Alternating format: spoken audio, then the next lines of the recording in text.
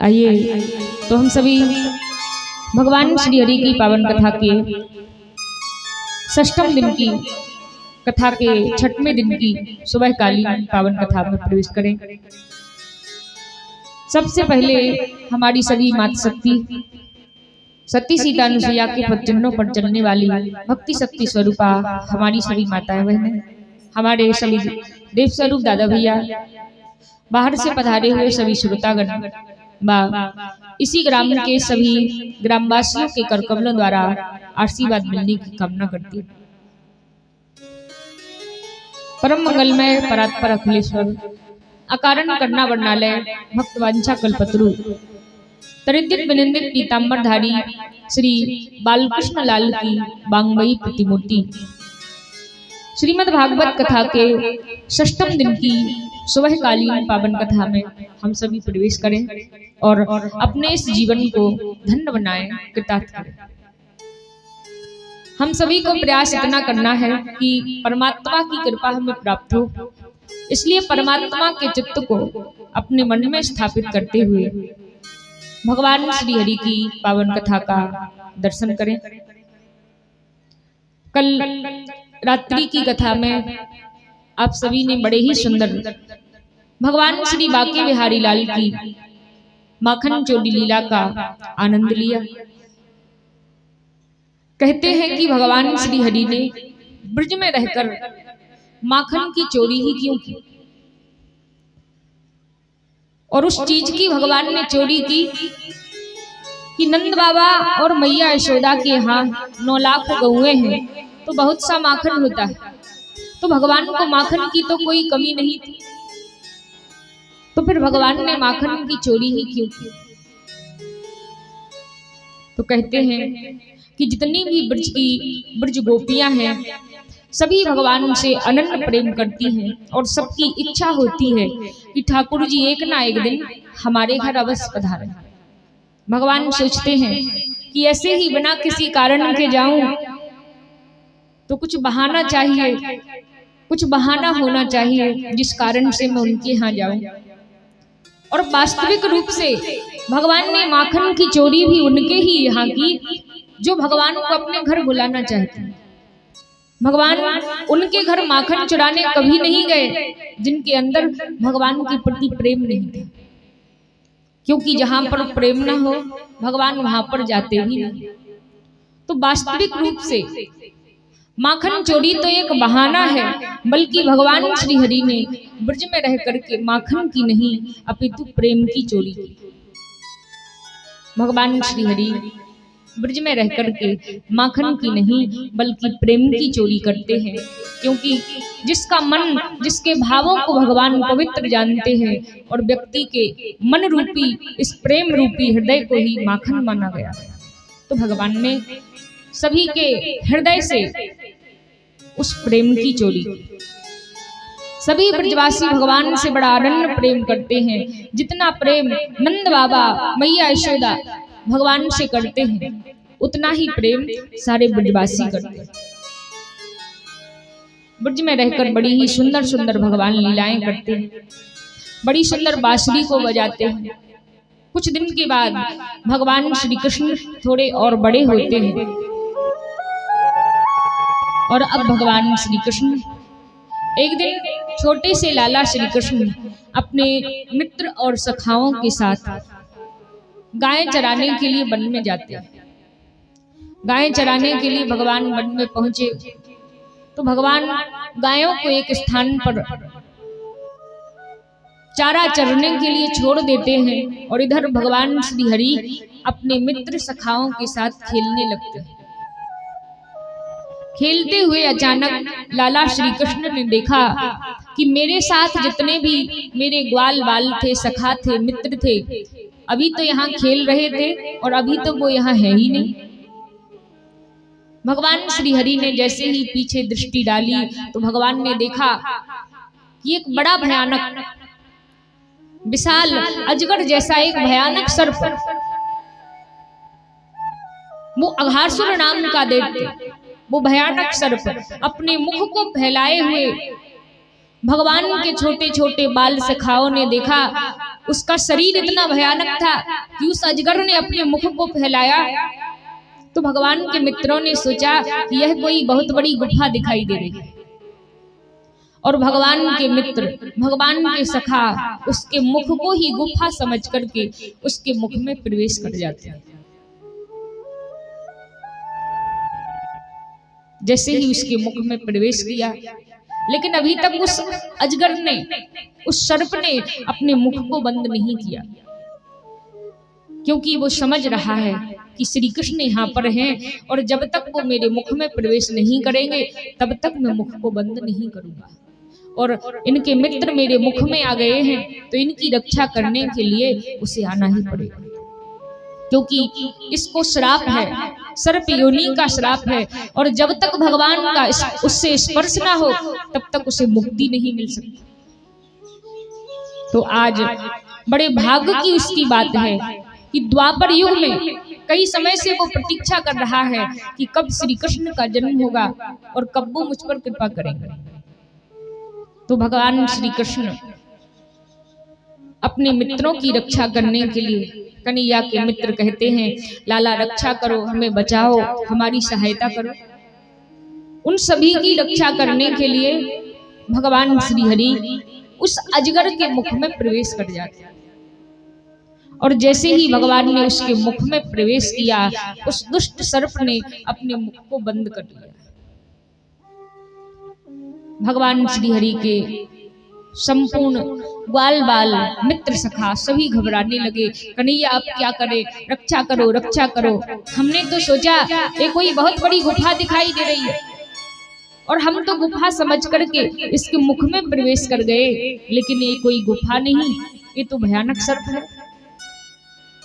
भगवान श्री कृष्ण ने योग माया से अपनी शक्ति के द्वारा अंदर ही अंदर अग्नि प्रज्वलित की, ताप उत्पन्न किया, और अग्नि की उस ताप की गर्माहट को वो सर्प सहन ना कर सका और उसने अपने मुख में से सभी को उगल दिया। भगवान ने सभी मित्रों के देखते ही देखते उसके मुख को पकड़ा और दोनों तरफ से उसके शरीर को फाड़ दिया, उसके शरीर के दो हिस्से कर दिए। जैसे ही श्री ठाकुर जी महाराज ने स्पर्श किया, और जैसे ही स्पर्श करता है, भगवान का स्पर्श होता है उस दुष्ट के शरीर से, तो वह सर्प योनि से मुक्त होकर के बड़े सुंदर दिव्य रूप में परिणत हो जाता है। सुखदेव जी कहते हैं कि हे राजन, यह दुष्ट सर्प पूर्व जन्म में ये अघासुर नाम का दैत्य जो कि सर्प बना हुआ पड़ा था, ये पूर्व जन्म में शंखासुर का पुत्र अध था। ये देखने में बड़ा ही सुंदर लगता था, जैसे कोई दूसरा कामदेव प्रकट हो गया, बड़ा सुंदर था, और इसको अपनी सुंदरता पर बड़ा अभिमान था कि मैं बड़ा सुंदर हूँ, मेरे समान कोई सुंदर ही नहीं। तो एक समय वहां पर उसने देखा, एक कहीं विचर रहा था, वहां पर इसने अष्टावक्र ऋषि को देखा। अष्टावक्र ऋषि जिनके शरीर में 8 टेढ़े हैं, 8 टेढ़ों से चलते हैं, उनके कुरूप शरीर को देखकर इस दुष्ट को लगा कि मैं ही बड़ा सुंदर हूँ, और उन अष्टावक्र ऋषि की हंसी उड़ाता है। कहते हैं कि हमें जीवन में कभी किसी व्यक्ति का उपहास नहीं करना चाहिए, किसी की हंसी उड़ानी नहीं चाहिए। जैसे ही उसने अष्टावक्र ऋषि की हंसी उड़ाई, देखो तो ये ऋषि कैसे शरीर का है, इसके शरीर में 8 टेढ़े हैं, कैसे चलता है। जैसे ही हंसी उड़ाई, एक बार तो ऋषिवर ने कुछ ना कहा, दूसरी बार कहा। ऋषिवर जैसे जैसे सुनते सुनते उन्होंने सोचा कि मेरे मुख से कुछ गलत ना निकल जाए, इसको श्राप ना देना पड़े। तो ऋषिवर शांति से आगे आगे चले जा रहे हैं, इससे थोड़ा दूर चला जाऊंगा तो ये रुक जाएगा, लेकिन वो नहीं माना। जहां पर ऋषि चलते जाते हैं रास्ते में, उनके पीछे पीछे चला जाता है और उनकी हंसी पर हंसी उड़ाता जाता है। जैसे ही अष्टावक्र ऋषि की बहुत हंसी उड़ाने लगा, और जैसे ही बहुत हंसी उड़ाई, तो अब ऋषिवर को क्रोध आया और ऋषिवर ने श्राप दे दिया, अरे दुष्ट, तुझे अपनी सुंदरता पर बड़ा अभिमान है, इतना अभिमान तुझे शोभा नहीं देता। और अगर व्यक्ति को किसी भी चीज का अभिमान हो जाए तो भगवान उसको समाप्त कर देते, थोड़े ही समय में नष्ट कर देते। तुझे अपनी सुंदरता का अभिमान है, तुझे अपने शरीर का अभिमान है, मैं तुझे श्राप देता हूं कि तुम कई वर्षों तक सर्प बनकर के कई प्रकार की यातनाएं भोगे। तो सर्प योनि में जाने का इसको श्राप था। जब इसको श्राप मिला तो इसने रिसीवर से क्षमा मांगी, गुरुदेव हमें क्षमा कर दीजिए, हम समझ ना पाए कि आप एक संत हैं और मेरी बाड़ी से अपराध हुआ है, मैंने आपकी हंसी उड़ाई है, उपहास उड़ाया है। रिसीवर को दया आ गई, ठीक है अगर तू क्षमा मांगता है तो मैं तेरी श्राप निवृत्ति के लिए एक कारण बताता। द्वापर युग में नंद बाबा के यहाँ जब भगवान श्री कृष्ण आएंगे और जब वो एक दिन वन में विचरण करने के लिए आएंगे तो उनका जब तुझसे स्पर्श होगा तो तुझे सर्प योनि से मुक्ति मिलेगी और तू फिर से पुनः अपने उसी शरीर को प्राप्त करेगा। तो आज भगवान श्री हरि उस सर्प को मुक्त करते हैं, उस पर कृपा करते हैं और वो पुनः अपने सुंदर शरीर को पाकर के बड़ा प्रसन्न हो जाता है।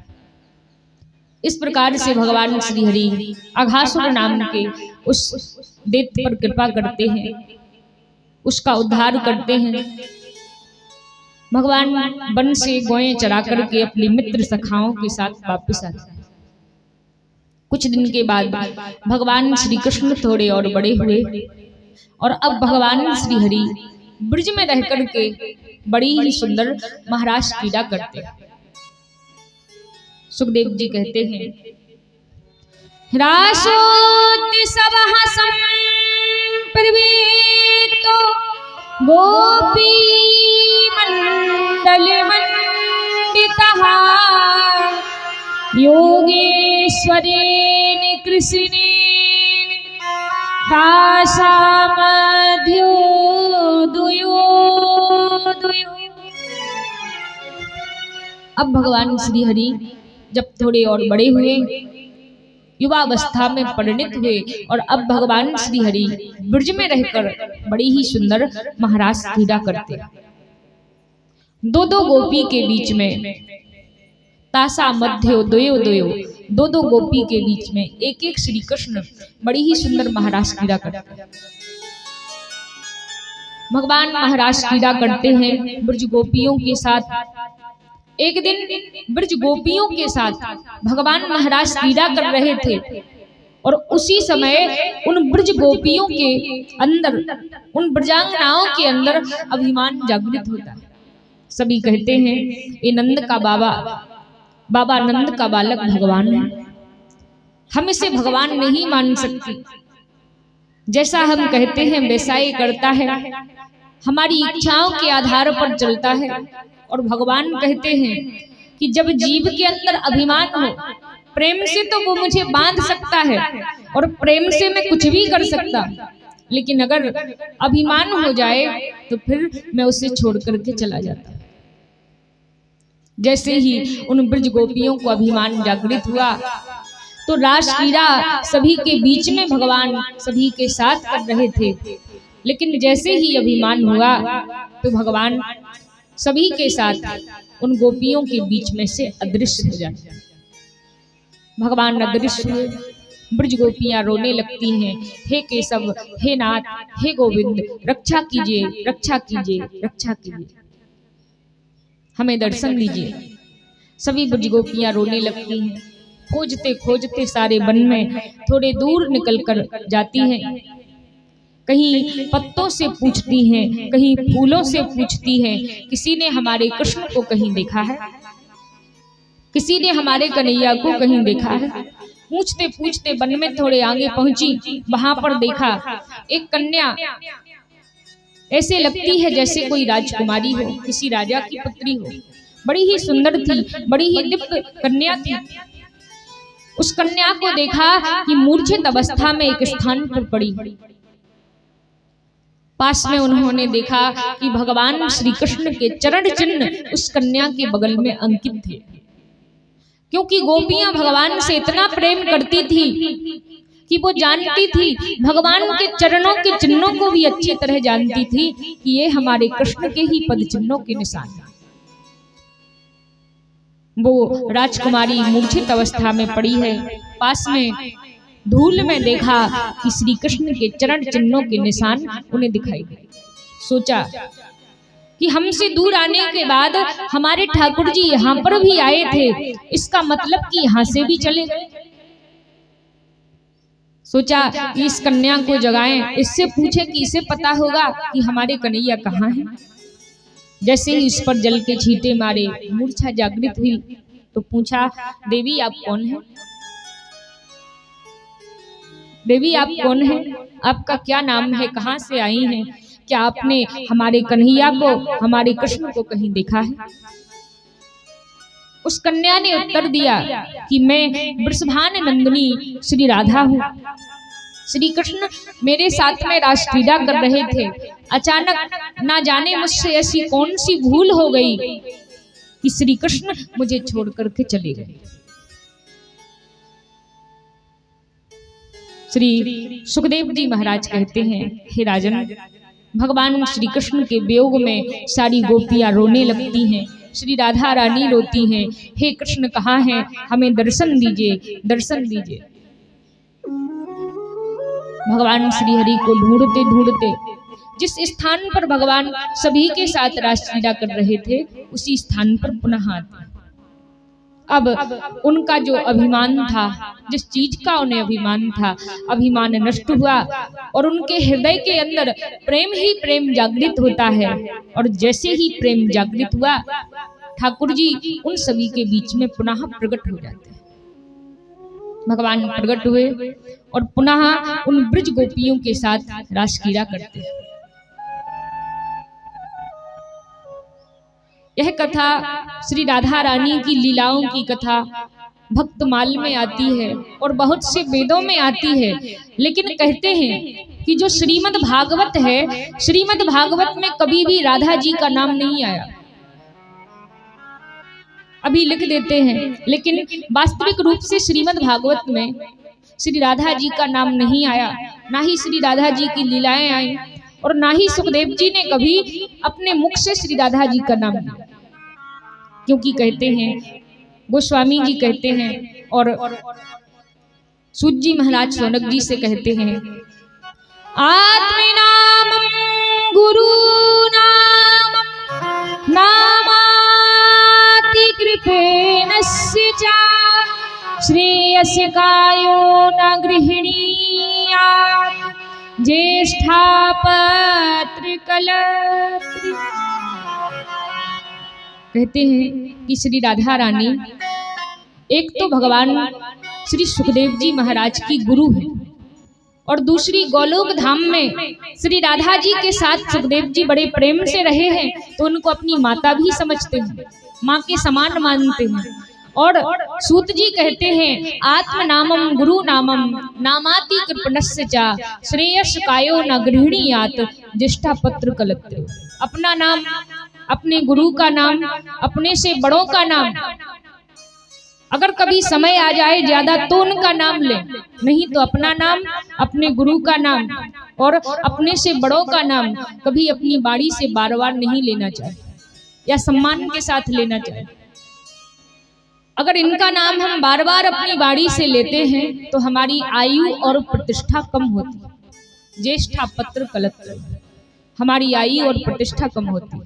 यह श्री सूत जी महाराज श्रीमद् भागवत पुराण में सुनाते हैं। तो सुखदेव जी एक बार श्री राधा जी का नाम लेते थे। राधा नाम कोई साधारण नहीं है। राधा जी का एक बार नाम लिया जाए तो हमारा कलिया दौड़ा दौड़ा चला आता है। राधा जी का नाम एक बार ले लिया जाए तो हमारी करोड़ों बाधा कट जाती हैं। श्री राधा नाम में इतनी शक्ति है।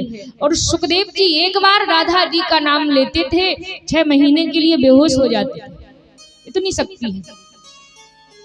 कहते हैं कि राधा जी का नाम हम लेते हैं, लेकिन अगर जब भाव से लेते हैं तो उस नाम में इतनी शक्ति है कि उसी नाम में हम इतने भाव विभोर हो जाते हैं कि कुछ याद ही नहीं रहता। इतनी शक्ति है श्री राधा नाम। कहते हैं कि सुखदेव जी ने राधा जी का नाम नहीं लिया। श्री राधा नाम में इतनी शक्ति है और कहते हैं कि भगवान श्री कृष्ण और श्री राधा जी में कोई अंतर नहीं है। भगवान श्री कृष्ण और राधा अलग अलग नहीं है, भगवान श्री कृष्ण और राधा एक ही है। राधा कृष्णात्मिका नित्यम, कृष्णा राधात्मिको ध्रुवम, बिंद्रावनेश्वरी राधा, राधा आराध्यते मया। राधा ही कृष्ण है और श्री कृष्ण ही राधा है, इनमें कोई अंतर नहीं। जो भी इनमें अंतर देखते हैं वो सबसे बड़े मूर्ख हैं। श्री राधा जी कथा तो आती है कि भांडीर वन में बचपन में ही ब्रह्मा जी के द्वारा श्री राधा और कृष्ण का विवाह हुआ था। यह कथा आती है क्योंकि भगवान का सबसे प्रथम विवाह श्री राधा रानी के साथ हुआ, लेकिन यह गुप्त रूप में श्री ब्रह्मा जी के द्वारा किया गया। राधा जी भगवान के साथ रासलीला करती हैं, ब्रज गोपियां रासलीला कर रही हैं। उनका अभिमान नष्ट हुआ और भगवान जैसे ही प्रेम जागृत हुआ तो वहां पर प्रकट हो जाते हैं। भगवान प्रकट हुए और सारी ब्रज गोपियां प्रसन्न होकर के पुनः भगवान के साथ रासलीला करने लगी। प्रेम ऐसा होना चाहिए जिस प्रकार का प्रेम ब्रज गोपियां भगवान से करती हैं। प्रेम ऐसा होना चाहिए जिस प्रकार से श्री राधा रानी भगवान से प्रेम करती है। प्रेम ऐसा होना चाहिए जिस प्रकार से ध्रुव प्रहलाद नरसी ने भगवान से प्रेम किया। प्रेम ऐसा होना चाहिए जैसे भगवान की परम भक्त मीराबाई ने भगवान से प्रेम किया। मीराबाई भगवान से इतना प्रेम करती है। मीराबाई की कथा को बहुत से भक्तों ने सुना होगा। कहते हैं कि मीराबाई के अंदर भगवान श्री कृष्ण के प्रति इतना प्रेम जागृत कैसे हुआ। मीराबाई, एक बार मीराबाई के गांव में भगवान की कथा चल रही थी। कथा सुनने के लिए मीराबाई, छोटी सी उनकी 6 वर्ष की आयु थी, अपने दादाजी के साथ कथा सुनने के लिए जाती। कथा सुनने के लिए वहां पर पहुंची। बहुत से भक्त कथा को सुन रहे थे। तो आज व्यास जी ने कथा में कहा कि जिन किन्हीं भक्तों को भगवान के बारे में मुझसे जानना है कि भगवान को कैसे प्राप्त करें, तो कथा के बाद वो मुझसे पूछ सकते हैं, मुझसे आकर के पूछ सकते हैं। जैसे ही कथा समाप्त हुई, सारे भक्त तो कथा सुनकर के चले गए, क्योंकि बहुत से ऐसे होते हैं कि कुछ ये देखने के लिए आते हैं कथा कैसी हो रही है, कितने व्यक्ति आ रहे हैं, कौन कैसा है कैसा नहीं है। कुछ व्यक्ति कथा सुनने के लिए आते हैं। बहुत से श्रोता तो प्रसाद लेकर के चले गए। महाराज जी भी, व्यास जी भी जानने लगे कि किसी ने कुछ नहीं पूछा। जैसे ही व्यास जी जाने लगे, पीछे से 6 साल की छोटी सी मीराबाई व्यास जी के कुर्ते को पकड़कर खींचती।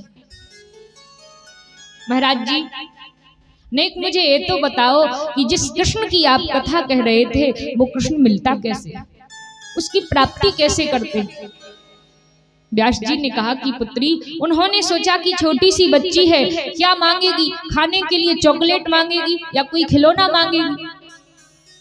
उन्हें क्या पता था कि 6 साल की छोटी सी बच्ची इतनी सी अवस्था में यह पूछ सकती है कि भगवान कैसे मिलते, भगवान को कैसे प्राप्त किया जाता है।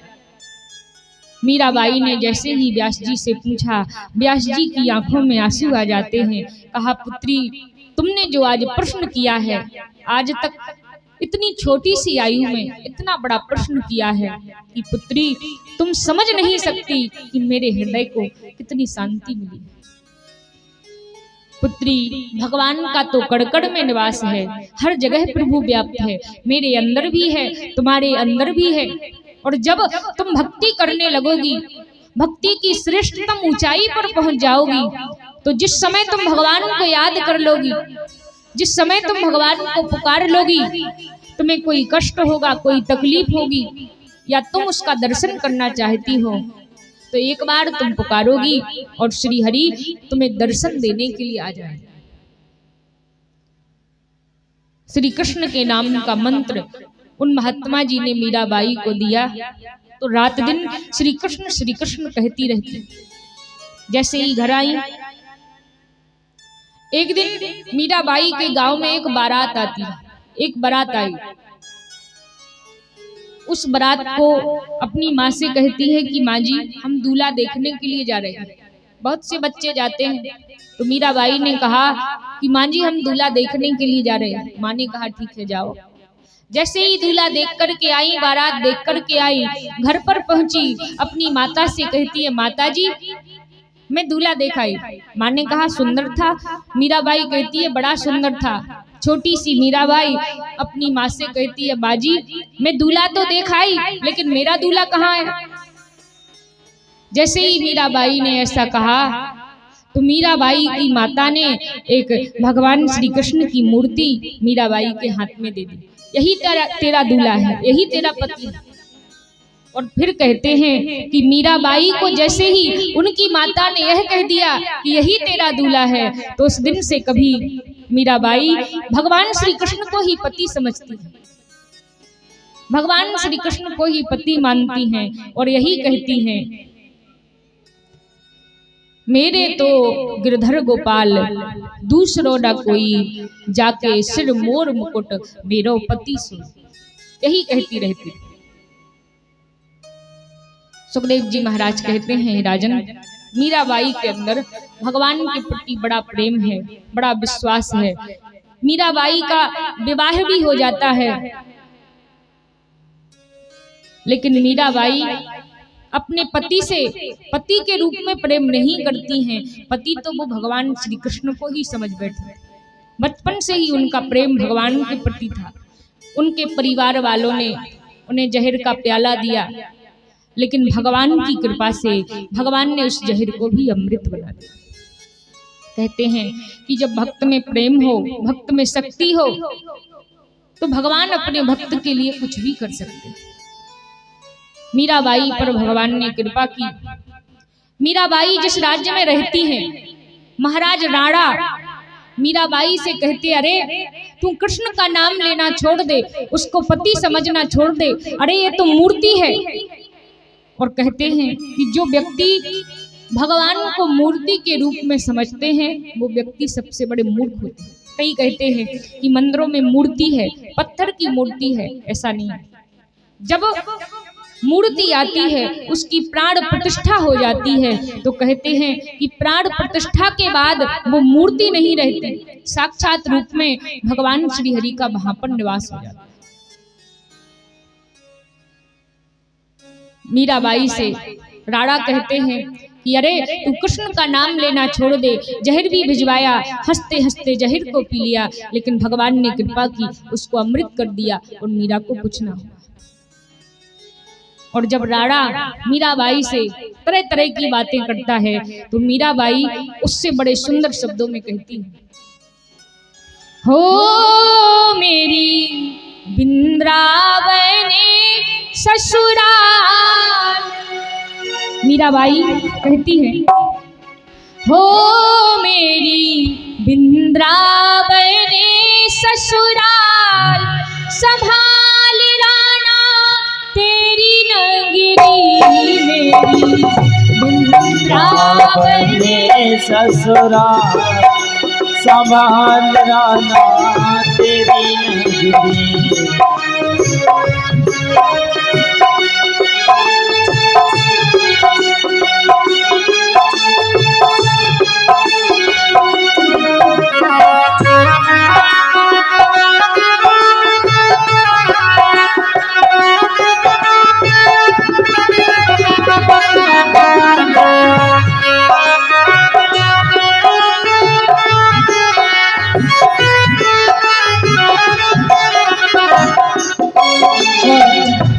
जब उस राणा ने मीराबाई से ऐसा कहा कि कृष्ण को छोड़ दे, नहीं तो तुझे इस राज्य से बाहर निकाल दिया जाएगा और तुझे कुछ भी नहीं दिया जाएगा, तो मीराबाई उस राणा से कहती हो राज्य पाठ तेरा तो मुबारक,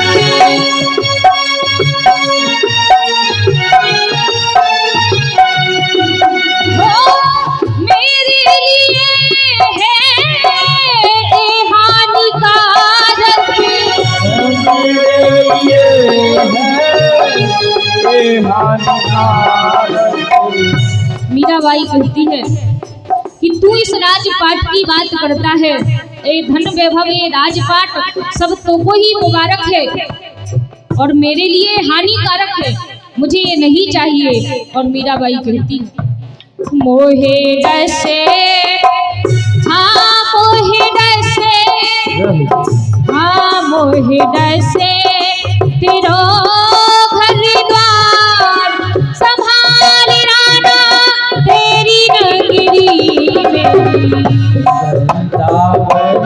ससुराल संभाल राना तेरी नगरी।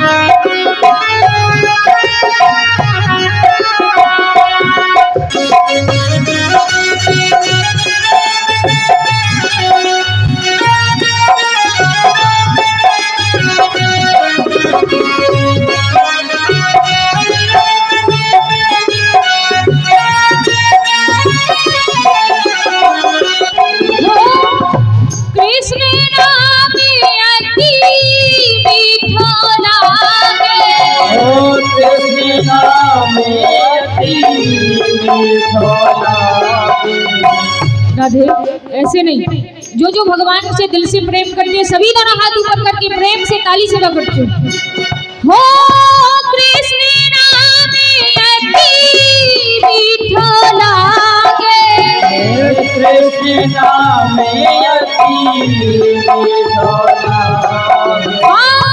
दुनिया को सुखी ठीक लागे, दुनिया को सुख ठीक लागे। हाँ मोहेना, मोहेना, मोहेना भावे संसार, संभाल राना तेरी नगरी में। ससुराल संभाल राना तेरी नगरी।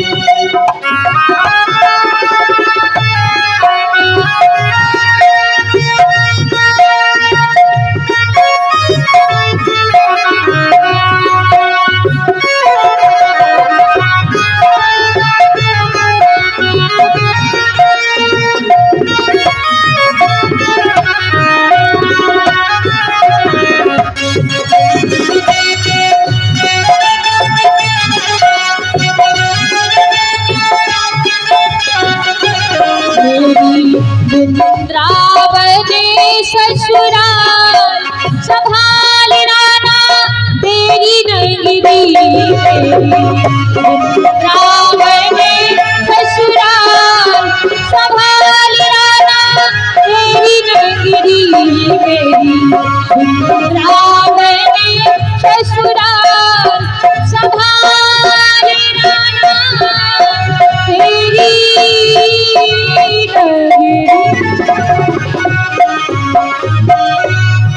बोलिए श्री बांके बिहारी लाल। मीराबाई बड़े कष्टों को सहन करती है। मीराबाई ने सोचा कि ये घर परिवार वाले मुझे ठीक से रहने नहीं देंगे। मीराबाई ने सोचा कि अब यहाँ पर मेरे कन्हैया का सम्मान नहीं, मेरे कृष्ण का आदर नहीं, और जहाँ पर कृष्ण का सम्मान नहीं तो मैं भी यहाँ रह करके क्या करूँ। मीरा ने सारे राज्यपाट को छोड़ दिया और श्री कृष्ण की मूर्ति को लेकर कृष्ण कृष्ण कहते हुए वृंदावन की तरफ पहुंच जाते हैं। वृंदावन का दर्शन करते करते घूमते घूमते श्री मीराबाई द्वारिका पहुंचती हैं और द्वारिका जाकर श्री कृष्ण के नाम को पुकारती हैं। पुकारते पुकारते बहुत से भक्त वहां पर जुट जाते हैं। मीराबाई के भगवान के प्रति उस प्रेम को देखकर बहुत से उनके सहयोगी हो जाते हैं, बहुत से उनके प्रेम करने वाले हो जाते हैं। मीराबाई का नियम है प्रतिदिन भगवान के नाम को गाया करती हैं, कृष्ण कृष्ण पुकारा करती हैं। कुछ दिन के बाद अब समय आया, मीरा ने सोचा कि अब मुझे इस संसार में रहना नहीं है, इस संसार मुझे फीका लगने लगा है। और जैसे ही मीराबाई ने ऐसा सोचा और अब द्वारिका नाथ भगवान श्री कृष्ण के मंदिर में प्रवेश करती है। कहते हैं कि जैसे ही मंदिर में मीराबाई प्रवेश करने लगी, इधर मीराबाई के यहाँ और 51 रुपये श्री मोहन अहिरवार जी जमोरा वाले, बहुत बहुत धन्यवाद है। 51 पत्र मुद्रिकाएं दिए बाकी बिहारी के चरणों में। बाकी बिहारी इन सभी का भंडारा भरा रखें। जय श्री राधे, जय श्री श्याम।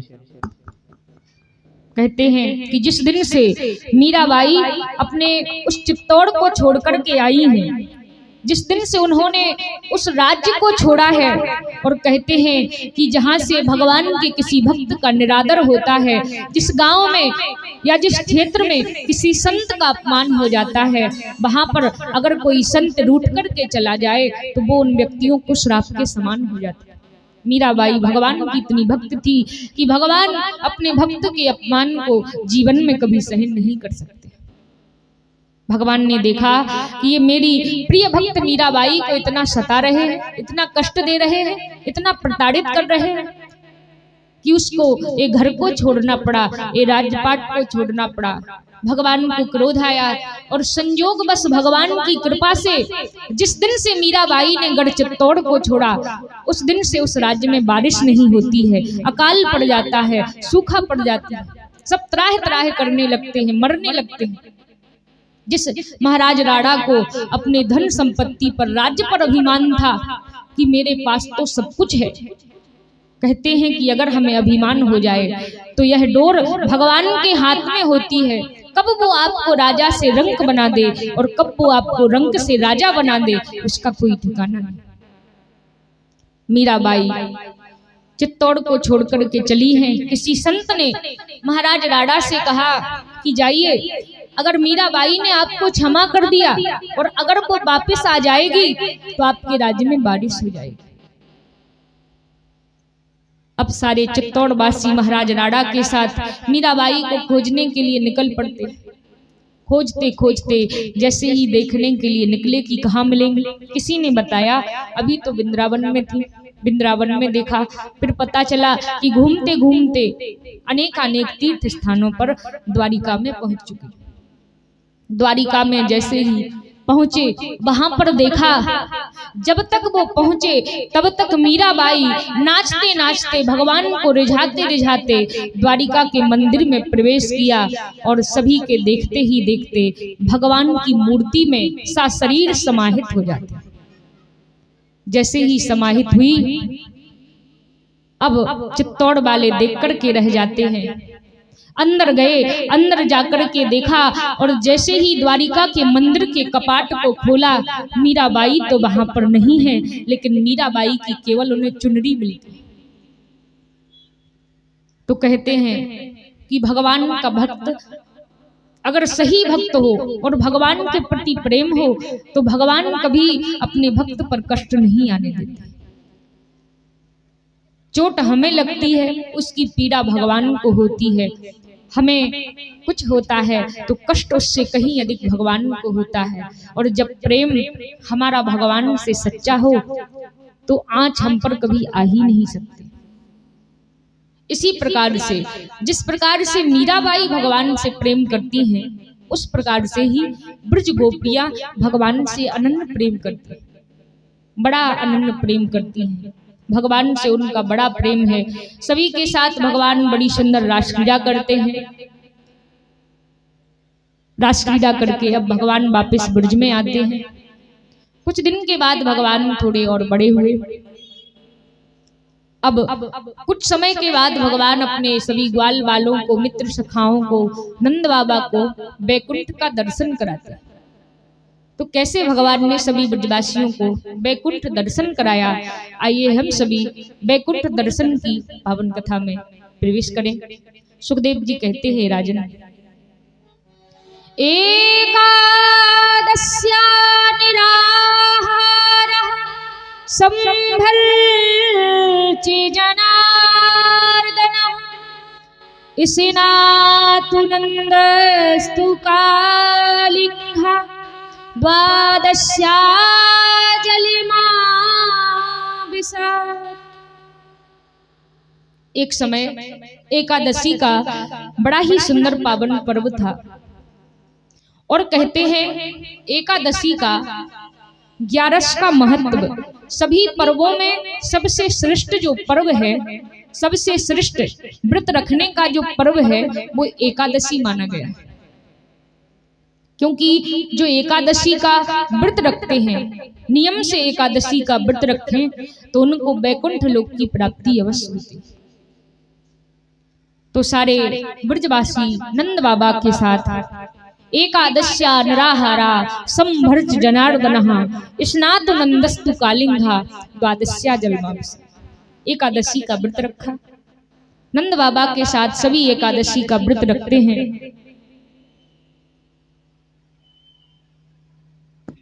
और सम्मानीय इंकान पत्र मुद्रकाएं सुखचरण सिंह जी राजपूत जी जमोरा निवासी बाके बिहारी के चरणों में भेंट करते हैं। बहुत बहुत धन्यवाद है। बाके बिहारी सभी को खुश रखें। जय श्री राधे, जय श्री श्याम। नंद बाबा ब्रजवासियों के साथ एकादशी का व्रत रखते हैं। एकादशी पूर्ण हुई, सोचा द्वादशी के दिन जमुना जी में स्नान करके और स्नान करके इसके बाद में व्रत का पारण करेंगे, व्रत को तोड़ेंगे, भोजन करेंगे।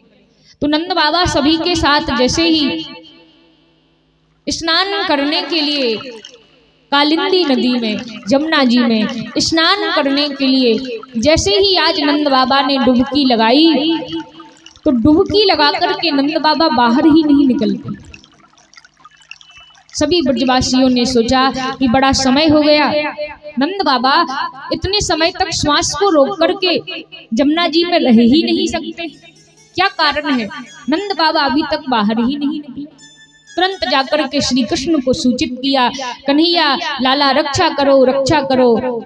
हमारे नंद बाबा जब से जमुना जी में डुबकी लगाई, गोता लगाया, तब से बाहर ही नहीं निकले। कुछ पता लगाओ कहाँ है, कैसे है? श्री कृष्ण ने कहा कि चिंता मत करो, मैं जाकर के देखता हूँ। और कहते हैं कि नंद बाबा ने थोड़े ज्यादा सुबह ही जमुना जी में स्नान करने के लिए प्रवेश किया। और उस समय स्नान करना वर्जित था, क्योंकि उस समय वरुण देव का अपमान होता था। बड़े जल्दी स्नान करने के लिए प्रवेश किया और कहते हैं कि 4 बजे के ठीक बाद ही हमें स्नान किसी जलाशय में या नदी में करना चाहिए, और वो भी वरुण देवता को प्रणाम करके करना चाहिए। नंद बाबा स्नान करने के लिए तो प्रवेश किया, लेकिन वरुण देवता को प्रणाम करना भूल गए। वरुण देवता को क्रोध आया और नंद बाबा को पकड़कर वरुण लोक को ले जाते हैं। आपने जल के देवता का अपमान किया है, लेकिन वरुण देवता को अभी पता नहीं है कि ये भगवान श्री कृष्ण के पिताजी। उन्हें लगता है कि ये साधारण से कोई व्यक्ति हैं, ये भूल कर बैठे कि ये श्री कृष्ण के स्वयं परमात्मा के पिता के रूप में यहाँ पर। नंद बाबा को पकड़ लिया, बंदी गृह में डाल दिया। भगवान ने ध्यान लगा करके देखा तो पता चला कि नंद बाबा तो वरुण लोक में हैं। भगवान श्री हरि प्रत्यक्ष सा शरीर वरुण लोक को प्रस्थान करते। वरुण लोक में भगवान ने प्रस्थान किया। वैकुंठ लोक में अब भगवान श्री हरि बड़े शेष की सैया पर श्री हरि विराजमान है, क्योंकि श्री कृष्ण, श्री राम, भगवान श्री हरि विष्णु, इनमें कोई अंतर नहीं है, ये भगवान के ही अंश है। कहते हैं राम कृष्ण दो एक हैं, अंतर नहीं निवेश, इनके नयन गंभीर हैं, इनके चपल विशेष। भगवान वैकुंठ में आज शेष की सैया पर श्री कृष्ण विराजमान हो गए। नंद बाबा वहां पर बंदी गृह में पड़े हैं। नंद बाबा आप देख रहे हैं कि भगवान विष्णु तो आज मेरे लाला कन्हैया जैसे दिखाई दे रहे हैं, लेकिन मेरा कन्हैया तो मन में ऐसा लगा कि सभी ठीक कहते हैं कि मेरा लाला कोई साधारण बालक नहीं, भगवान है। भगवान जैसे ही पहुंचे, वरुण देवता ने सिंहासन को छोड़ दिया और श्री कृष्ण के चरणों में गिर पड़े। प्रभु, आपका आज यहाँ पर अचानक आना कैसे हुआ? भगवान ने कहा, वरुण देवता, जिनको आप बंदी बना करके लाए हो, एक कोई और नहीं, मेरे ही पिताजी हैं। आपने मेरे बाबा को बंदी बनाया। अब वरुण देवता क्षमा मांगने लगे, प्रभु क्षमा कर दीजिए, मुझे नहीं पता था कि आपके पिताजी हैं, क्षमा कीजिए, क्षमा कीजिए। वरुण देवता ने तुरंत नंद बाबा को छोड़ा। नंद बाबा देख रहे, अरे मेरे लाला की तो बड़ी पहचान है, बैकुंठ तक भी इसकी पहचान है, क्योंकि नंद बाबा को तो अभी यही लगता है ये तो मेरो कन्हैया ही है, ये तो साधारण बालक सा ही है, उनको ये नहीं लगता ये तो भगवान है। नंद बाबा सोचते हैं, अरे मेरे लाला की तो हर जगह पहचान तो है ही, बड़े बड़े राक्षसों को मार ही देता है, लेकिन इतनी पहचान कि बैकुंठ तक भी इसकी पहचान। ये आया और यहाँ के देवता ने अपने सिंहासन को छोड़ दिया, सिंहासन पर इसको बिठा दिया और मेरे लाला के चरणों में गिर पड़े। नंद बाबा कहते, हाँ हाँ लाला, इसको सबक सिखा दो, इसी ने तुम्हारे पिताजी को बंदी बनाया है। भगवान श्री कृष्ण से वरुण देवता जी ने क्षमा मांगी। नंद बाबा को भगवान ने वैकुंठ लोक का दर्शन कराया। एकादशी का उन्हें पुण्य प्राप्त हुआ और आज द्वादशी के दिन भगवान ने नंद बाबा को वैकुंठ का दर्शन कराया और दर्शन करा करके वापस ब्रज में आ गए। जैसे ही भगवान ब्रज में आए तो अब तो नंद बाबा बड़ी बड़ी बातें सबको सुना रहे। अरे भैया, जिसको तुम कन्हैया समझो, जिसको साधारण सा बालक समझो, वो साधारण सा बालक नहीं, अरे मेरो लाला तो भगवान है, भगवान। और हम इससे क्या क्या कहते हैं, कभी कभी इसे गालियां देते हैं, कभी कभी इसकी मैया इसकी लाठी से पिटाई करती है, कभी कभी तुम इसके साथ माखन चुराते हो, गोएं चराने के लिए जाते हो, अरे ये तो लीला करता है, हमसे बहुत बड़ी भूल हुई, चलो इसको एक स्थान पर बड़े सुंदर आसन पर बिठाओ और या की तो पूजा करो, ये डांटने के लायक नहीं है, पूजा करने के लायक। भगवान ने सोचा कि अब सब कुछ पलटने वाला है, अगर नंद बाबा मुझे भगवान मानने लगे तो एक साधारण से पुत्र की भांति प्रेम नहीं मिल पाएगा, और एक माँ बाप का प्रेम तो इतना बड़ा होता है कि इस प्रेम के लिए तो परमात्मा भी तरसता है। तो भगवान ब्रज में भगवान बन करके नहीं रहे, साधारण सा बालक बन करके रहे। अब ब्रजवासी कहते हैं, देखो लाला, हम तुम्हारी चिकनी चुपड़ी बातों में आज ना आएंगे, तुम खूब कहो कि हम भगवान नहीं तो हम नहीं मानेंगे। जैसा तुमने नंद बाबा को बैकुंठ का दर्शन कराया है, आज हमें भी अपने बैकुंठ का दर्शन कराएगा। धन्य है वो ब्रजवासी जहाँ भगवान मिट्टी में खेलते हैं, क्रीड़ाएं करते हैं, अपने भक्तों का, उन ब्रजवासियों का जूठन खाते हैं, और आज उनका प्रेम इतना प्रबल हो चुका है कि वो भगवान से स्वयं कहते हैं कि कृष्ण हमें बैकुंठ का दर्शन करा दो। डांट डांट करके भगवान से कहते हैं। कन्हैया ने कहा, ठीक है, अब क्रोधित मत हो, मैं तुम्हारे लिए बैकुंठ का दर्शन कराऊंगा। भगवान ने कहा, बैकुंठ का दर्शन किस किस को करना है? सभी कहते हमें करना है, हमें करना है। कन्हैया बोले, ठीक है, चलो। नंद बाबा की तरह सभी अपनी नाक पकड़ करके जमुना जी में डुबकी लगाओ, और जैसे ही तुम आंखें बंद करके जमुना जी में डुबकी लगाओगे, आंखें खोलोगे तो अपने आप को बैकुंठ में ही पाओगे। सभी ने गोता लगाया, और गोता लगाते हैं आंखों को खोला तो बैकुंठ में दरवाजे पर खड़े भगवान के द्वारपाल जय विजय खड़े हैं। ब्रजवासी जैसे ही अंदर जाने लगे, द्वारपालों ने रोक दिया, कहाँ के हो, किधर जा रहे हो? अब ब्रजवासियों को लगता है यहाँ तो हमारा कन्हैया है, हमारी ही चलेगी। ब्रजवासी कहते, अरे भैया, हमें मत डांटो, हम ब्रजवासी हैं, हम अपने लाला के बैकुंठ का दर्शन करने आए। द्वारपाल बोले, लाला कौन है? अब ब्रजवासियों की बात को कोई ना जाने, लेकिन ब्रजवासी थे, हष्टपुष्ट थे, बलवान थे, जय विजय को भी धक्का लगा दिया और अंदर प्रवेश कर गए। जैसे ही अंदर प्रवेश किया तो शोभा तो बड़ी सुंदर थी। अब बैकुंठ है, बैकुंठ का दर्शन किया, भगवान सिंहासन पर विराजमान है। अब ब्रजवासी लाइन में खड़े हैं। आगे वाली जो लाइन है, अब सभी देवतागण भी उनके दर्शन करने आए हैं। प्रतिदिन प्रभु की पूजा करने आते थे, तो ये लाइन में लगे हैं, लाइन में लगे लगे सोच रहे हैं, अरे या से अच्छो तो हमारो ब्रज ही है, में ना हमें कोई इंतजार करना पड़े, ना किसी लाइन में लगना पड़े, जब कन्हैया से मिलना हो जब मन चाहे तब मिल सकते हैं। ये बैकुंठ हमें अच्छा नहीं लगा। भगवान ने कहा तो भगवान से सभी मिले, बैकुंठ का दर्शन किया, लेकिन जैसे ही दर्शन करके ब्रज में आए भगवान ने कहा मेरो बैकुंठ कैसो लगो। कन्हैया के मित्र बोले देखो लाला, बैकुंठ है तो बड़ा अच्छा, लेकिन हमारे ब्रज से अच्छा नहीं है।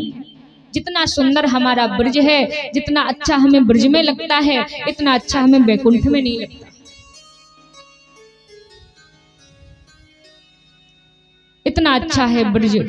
और कहते हैं कि ब्रज की तो कड़कड़ भी भगवान श्री हरि का नाम बोलता है, ब्रज का तो कड़कड़ भी श्री राधा का नाम बोलता है।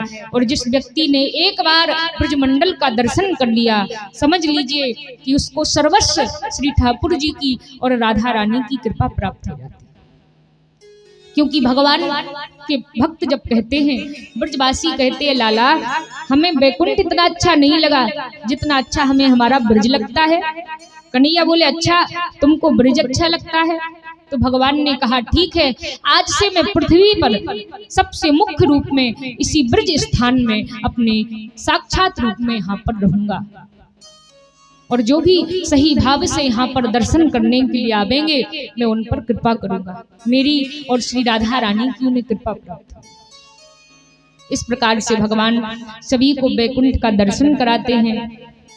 अब भगवान ने सोचा कि सभी ब्रजवासी मुझे भगवान मानने लगे हैं, तो अब मेरे साथ खेलेंगे नहीं, मुझे जूठा माखन भी नहीं देंगे, अब तो सभी मेरी पूजा करेंगे, मुझको एक स्थान पर बिठा देंगे पुतले की भांति और फिर करेंगे मेरी पूजा, तो खेलने वाले तो है नहीं।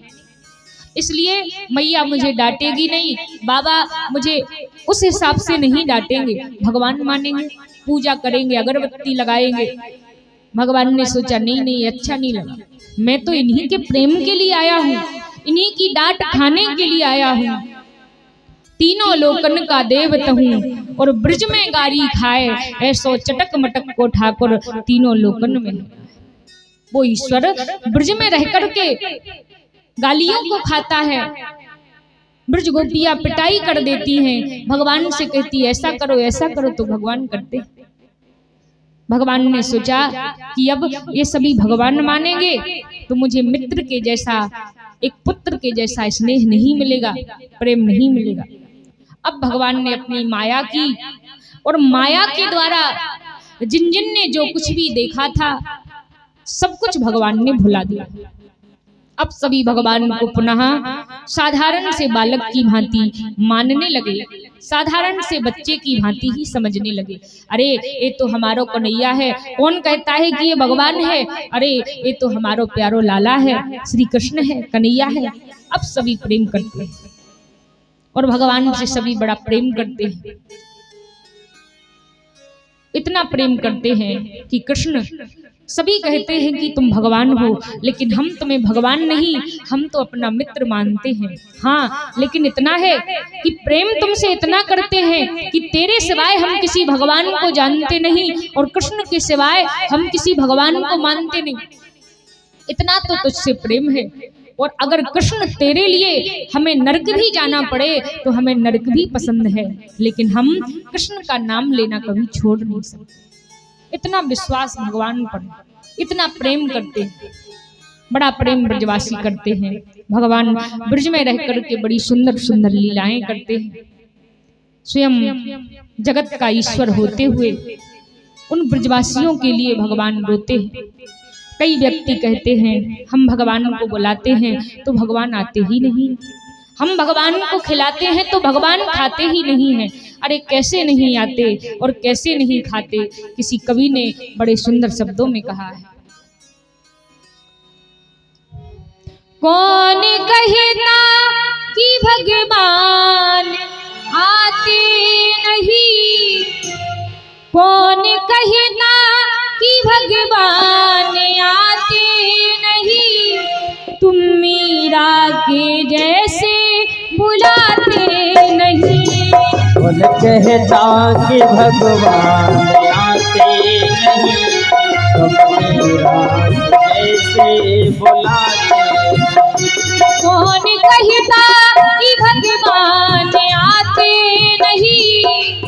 अच्छा, यहाँ पर ऐसे कितने भक्त हैं जो भगवान को बुलाना चाहते हैं? एक बार हाथ खड़ा कीजिए सभी, दोनों हाथ ऊपर करके प्रेम से ताली सेवा करते हुए। और जो नाचना चाहते हैं अपने स्थान पर खड़े होकर के नाच सकते हैं। कौन कहता कि भगवान आते नहीं, तुम मीरा के जैसे बुलाते नहीं।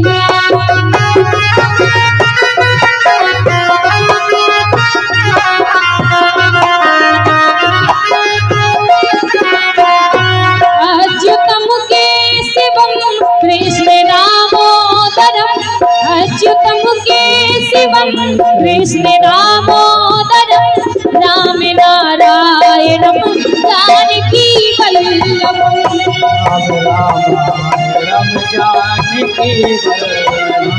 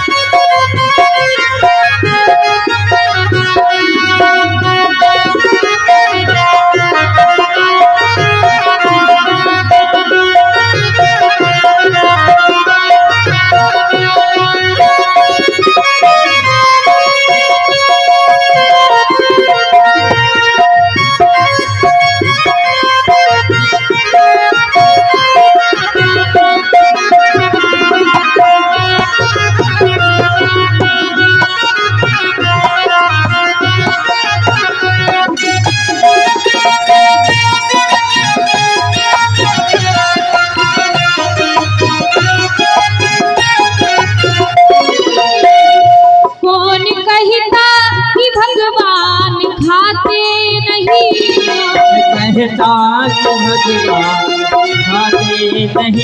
कौन कहता कि भगवान खाते नहीं। कौन कहता कि भगवान खाते नहीं, माँ यशोदा के जैसे खिलाते नहीं। माँ यशोदा के जैसे खिलाते नहीं। अच्युतम के शिवम कृष्ण दामोदरम, अच्युतम के शिवम कृष्ण दामोदरम, राम नारायणम जानकी वल्लभम।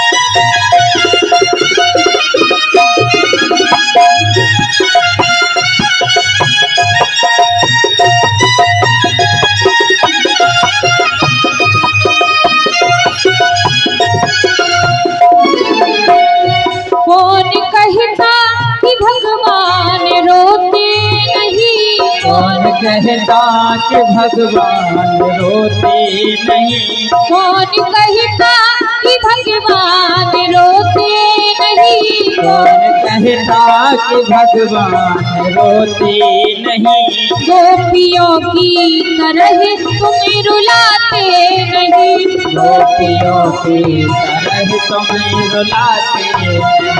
अच्युतम के शिवम कृष्ण दामोदरम, अच्युतम के शिवम कृष्ण दामोदरम, राम नारायणम जानकी वल्लभम।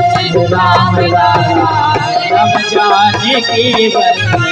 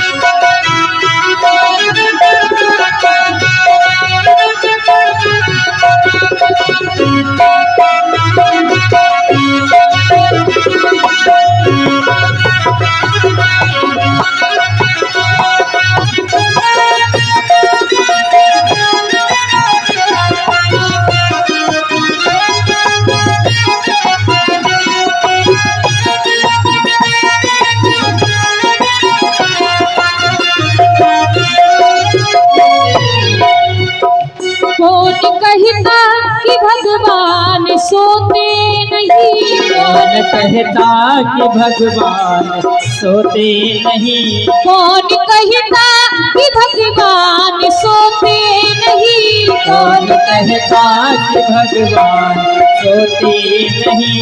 माँ यशोदा के जैसे सुलाते नहीं। माँ यशोदा के जैसे सुलाते नहीं।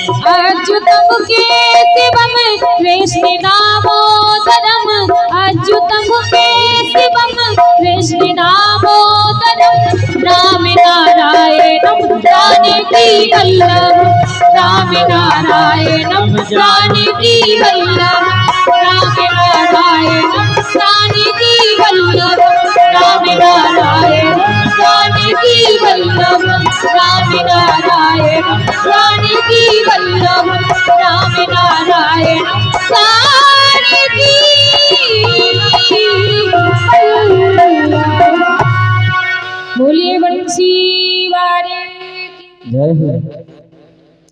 कहते हैं कौन कहता है कि भगवान आते नहीं हैं। भगवान तो आते हैं, लेकिन हम कभी मीरा के जैसे उन्हें बुलाते ही नहीं। मीरा का जो भाव था, भगवान के प्रति प्रेम था, चाहे ये दुनिया कुछ भी कहे, चाहे ये दुनिया कुछ भी करे, लेकिन मैं कृष्ण से प्रेम करना और कृष्ण का नाम लेना नहीं छोड़ सकती।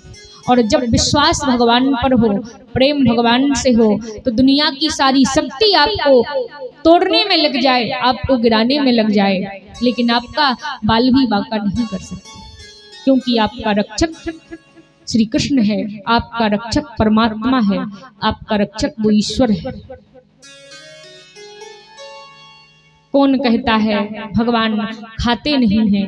हम माँ यशोदा के जैसे, उन ब्रज गोपियों के जैसे भगवान को प्रेम से माखन खिलाते ही नहीं, प्रेम से उन्हें कुछ देते ही नहीं। श्री सुखदेव जी महाराज कहते हैं कि ब्रजवासी, ब्रज गोपियां भगवान श्री हरि से अनन्य प्रेम करती हैं, बड़ा प्रेम करती हैं, और उन ब्रजवासियों के लिए भगवान रोते हैं, नाचते हैं, सब कुछ करते हैं।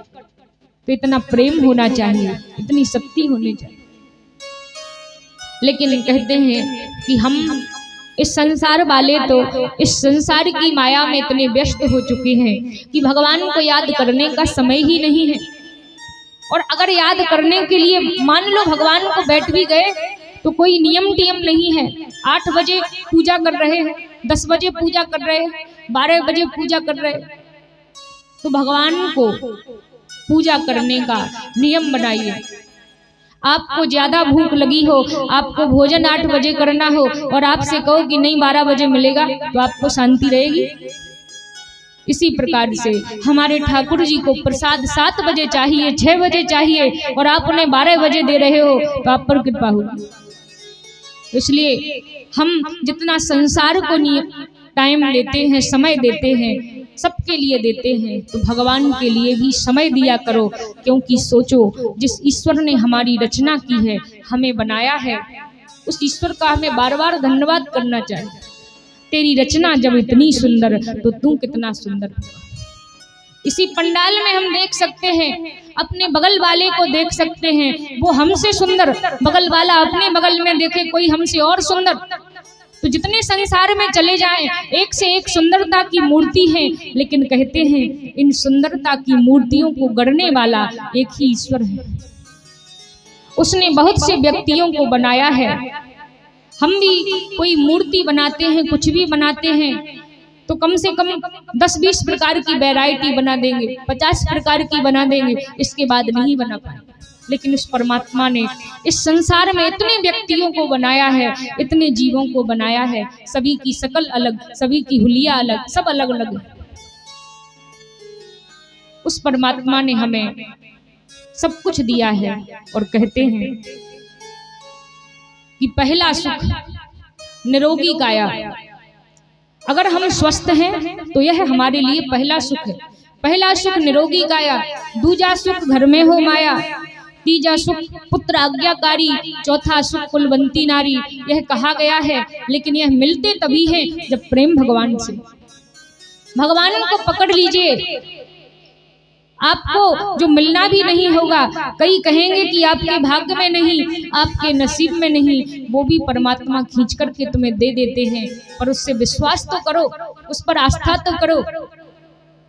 पूजा करने के लिए 2 मिनट के लिए बैठे हैं, उन्हीं 2 मिनट में किसी का फोन बजता है, पूजा करना छोड़ दिया, फोन उठा लिया, कहीं किसी का अर्जेंट तो नहीं। पूजा करने के लिए 2 मिनट के लिए बैठे, फिर याद आई अरे अभी तो खाना बनाना है, ये करना है, वो करना है, फैक्ट्री जाना है, दुकान जाना है, तो 2 मिनट भी पूजा ढंग से नहीं कर पाते। भगवान कहते हैं ऐसा नहीं कि मेरे भजन करने के लिए अपने घर को छोड़ दो, साधु बन जाओ। मैं नहीं कहता, मैं ये भी नहीं कहता कि दिन भर माला लेके जपते रहो कालनेमी की तरह, ये भी नहीं कहता। नाम मेरा एक बार लो, दिन भर में एक बार लो, लेकिन वो भी तो भाव से होना चाहिए, भाव से हो, प्रेम से हो। कोई आपको कड़वे वचनों में बुलाए, कोई आपको गालियां देकर के बुलाए, बिना प्रेम का आपको बुलाए, आपको अच्छा लगेगा?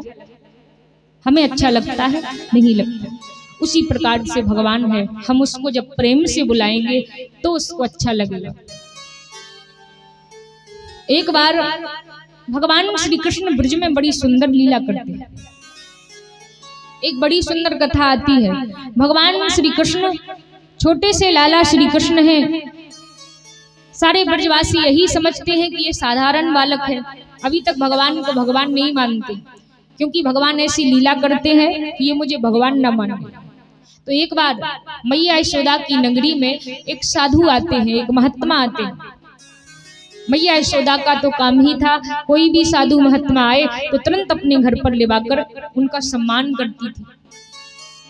और कहते हैं कोई सही संत हो और अगर उस सही संत का हमें दर्शन हो जाए तो कहते हैं कि भगवान की कृपा हम पर अवश्य होती। नैन ही संत दरस नहीं देखा, लोचन मोर पंख कर लेखा। जिन व्यक्तियों ने अपनी दृष्टि से कभी संत का दर्शन नहीं किया, उनके नेत्र मोर पंख की नकली आंख के समान। संत साधु भगवान का स्वरूप होता है, साक्षात श्री हरि का स्वरूप होता है। और जब हमें संत का दर्शन हो जाए, किसी पूर्ण संत का दर्शन हो जाए, तो समझ लीजिए कि अब हम पर भगवान की कृपा होने ही वाली। मैया यशोदा के यहाँ एक संत आते हैं, मैया उन्हें घर पर ले गई।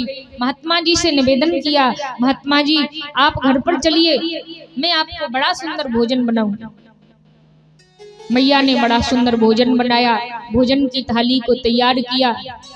और जैसे ही महात्मा जी के सामने भोजन की थाली को रखा, हम तो वैसे ही भोजन को बिना प्रणाम किए खा लेते हैं, लेकिन नियम बनाना चाहिए, कितना भी जल्दी हो, लेकिन जब हम भोजन करने के लिए बैठे, थाली सामने आए तो 2 मिनट भगवान को प्रणाम कर ले और भगवान को प्रणाम करके भोग लगा करके इसके बाद में खाएं। कहा जाता है कि भोजन कहीं भी कर ले, आपके दुश्मन के यहाँ भी भोजन कर ले, उस भोजन में जहर भी मिला हो तो भगवान को प्रसाद लगाने का प्रमाण यही होता है कि आप उस जहर भरे भोजन को भी खा लेंगे तो भी आपको कुछ बिगड़ने वाला नहीं, क्योंकि फिर आपकी रक्षा भगवान करते हैं। उसकी जो बुरी चीजें भी होती हैं वो भी भगवान ग्रहण करते हैं, इसलिए भगवान को भोग लगाया जाता है। अगर गलत विचार से भी भोजन बना है तो भी भगवान ग्रहण करते हैं, फिर उसकी शुद्धता आप में आ जाती है। संतों का तो नियम होता है, हमें भी नियम बनाना चाहिए, इतना तो करना ही चाहिए। संत का नियम होता है कि जब उनके सामने भोजन परोसा जाए तो भगवान को प्रणाम करते हैं, प्रसाद लगाते हैं। मैया ने बड़ा सुंदर 56 प्रकार के तरह तरह के व्यंजन तैयार किए। महात्मा जी आए हैं, इनको भोजन कराना। तभी तो मैया जब संतों का सम्मान करती है, इतनी अच्छी है, इतने अच्छे विचार हैं, तभी तो उनके यहाँ परमात्मा आए। क्योंकि भगवान भी हर किसी के यहाँ नहीं आता है, भगवान भी हर किसी पर कृपा नहीं करता है। भगवान की कृपा भी उसी पर होती है जिसके अंदर सभी का सम्मान होता है। मैया यशोदा के यहाँ भगवान आज पुत्र बनकर के आए हैं, लीला कर रहे हैं, तो ये मैया का त्याग है। वो मैया एक राजरानी होते हुए भी दास दासियां जिसकी खड़ी हैं, इशारों पर कुछ भी कर दे, वो मैया संत के लिए आज अपने हाथों से भोजन बनाती है। भोजन बना करके तैयार करके महात्मा जी के सामने थाली को परोस दिया, और जैसे ही थाली को परोसा, महात्मा जी ने अपनी आंखें बंद करके प्रसाद लगाया, और जैसे ही भगवान को प्रसाद लगाया, तुरंत छोटे से लाला श्री कृष्ण जाते हैं और महात्मा जी की थाली में खाने लगते हैं। अब लेकिन महात्मा जी समझ नहीं पाए कि ये तो ईश्वर है, जिनको मैं प्रसाद लगा रहा हूँ ये वही आ गए। महात्मा जी ने सोचा कि घर का कोई बालक है, अरे बालक हट, यशोदा जी को बुलाया, अरे मैया अपने बालक को ले जा, इसने सारे भोजन को जूठा कर दिया, अब मैं भगवान को प्रसाद क्या लगा। वैसे तो वो भगवान ही थे, लेकिन कहते हैं कि अगर कोई बाल गोपाल भी जूठा कर दे तो बाल गोपाल भी, बच्चे भी भगवान का स्वरूप होते। कन्हैया ने उस भोजन को जूठा कर दिया। मैया को क्रोध आया, कन्हैया को पकड़ा, क्यों रे लाला, तू मुझसे मांगता मैं तुझे भोजन दे देती, तूने महात्मा जी के भोजन को जूठा क्यों किया। मैया ने कहा महात्मा जी रुक जाइए, मैं अभी दूसरा भोजन लाती। मैया ने दूसरी बार थाली को परोसा, और थाली परोस करके मैया ने सामने रखी, तो महात्मा जी ने फिर से प्रसाद लगाया, और जैसे ही फिर से प्रसाद लगाया, महात्मा जी के नेत्र बंद हैं, और छोटे से लाला श्री कृष्ण, छोटे से कन्हैया भोजन को फिर से भोजन को जूठा कर दिया। जैसे ही भोजन को जूठा किया, महात्मा जी ने कहा अरे मैया अपने लाला को ने डांटती क्यों नहीं, जब तक मैं प्रसाद लगाऊं तब तक तो कहीं पर छिपा दे। मैया ने कहा ठीक है। अब मैया ने तीसरी बार भोजन परोसा, कन्हैया को एक घर के अंदर बंद कर दिया। लेकिन कहते हैं परमात्मा का तो कड़कड़ में निवास है, परमात्मा का तो हर घर में निवास है। भगवान श्री हरि कहीं भी आ जा सकते हैं, उन्हें कहीं भी बंद कर दो, लेकिन बंद कैसे रहेंगे। सुखदेव जी कहते हैं मैया ने कन्हैया को एक घर के अंदर बंद कर दिया, दरवाजा बंद कर दिया, कुछ खाने पीने को रख दिया कि यहीं पर रहेगा, तब तक कम से कम महात्मा जी ठीक से भोजन तो कर ले। महात्मा जी जैसे ही थाली सामने आई, फिर से प्रसाद लगाया, और जैसे ही प्रसाद लगाया तो छोटे से लाला श्री कृष्ण फिर से भोजन को जूठा कर दिया। और 51 रुपये श्री हरजू अहरवार देवरा खेरा, बाकी बिहारी के चरणों में इनका पत्र मुद्रिकाएं आई हैं, बहुत बहुत धन्यवाद है। बाकी बिहारी ऐसे भक्तों पर कृपा करें। जय श्री राधे, जय श्री श्याम।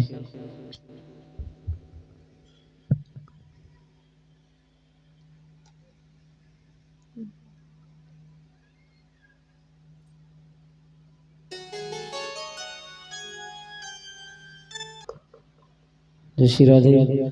और बहुत ही सौभाग्य की बात कि हमारे सम्मानीय परम पूज्य गुरु भगवान नीलेश कृष्ण मिश्रा जी चलती श्रीमद् भागवत कथा में पधारे हुए हैं। जोरदार स्वागत करें महाराज जी का तालियों से।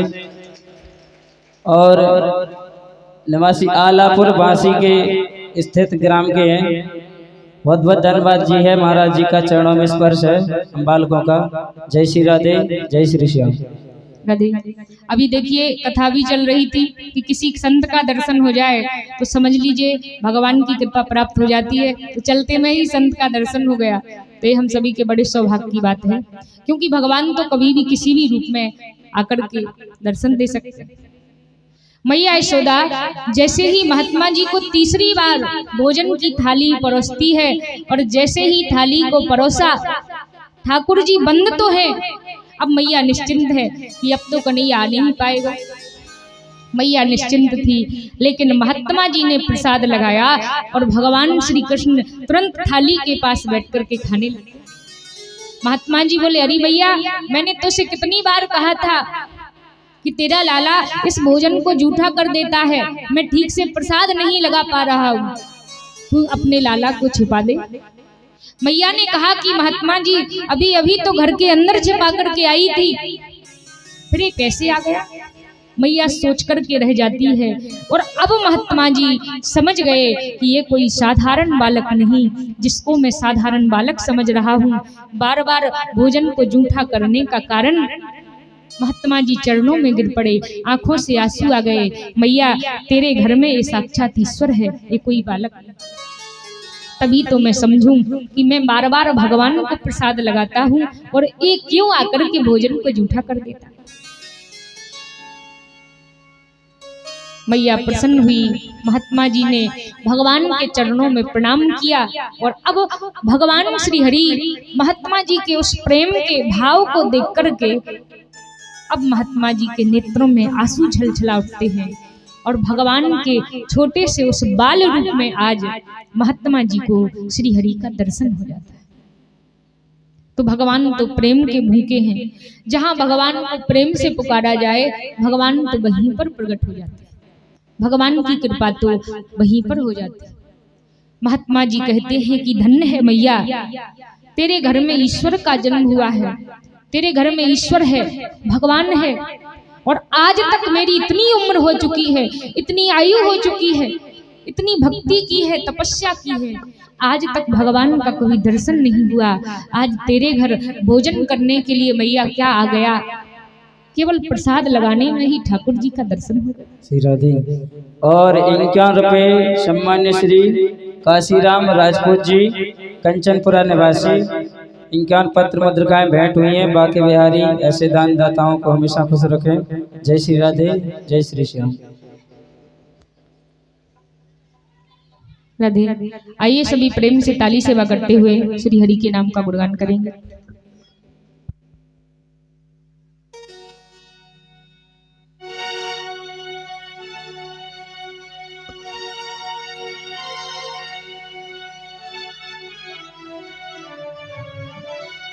राधे।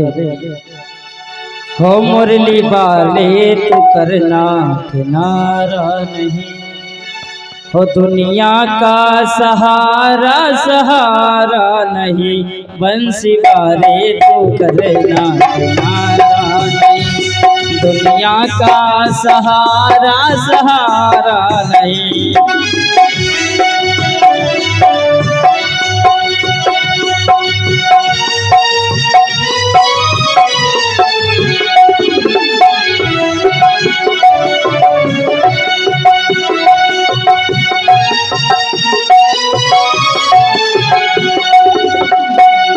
मुरली वाले तो करना किनारा नहीं, दुनिया का सहारा सहारा नहीं।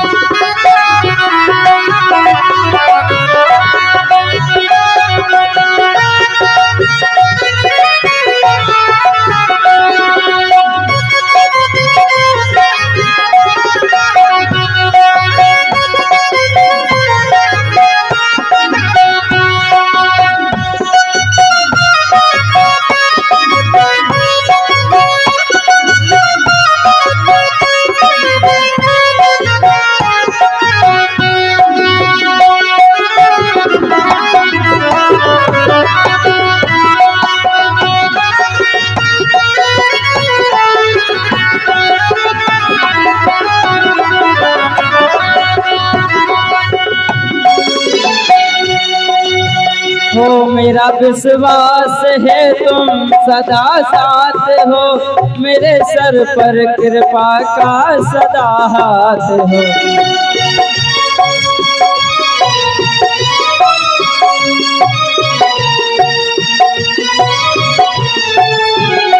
मेरा विश्वास है तुम सदा साथ हो, मेरे सर पर कृपा का सदा हाथ हो।